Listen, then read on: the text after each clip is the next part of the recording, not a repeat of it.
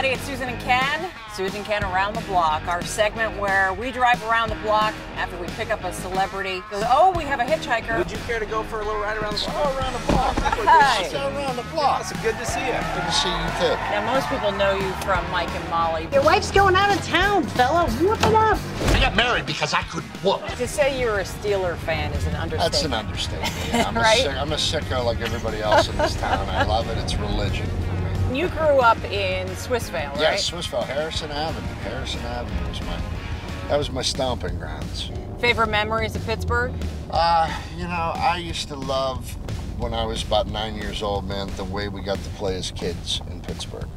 You know, there wasn't anywhere we didn't go on our bicycles, and I'm very grateful for being able to grow up that way here. And then, Ken, we have a surprise for you. What? Okay. Did you know that Billy owns a pizza shop?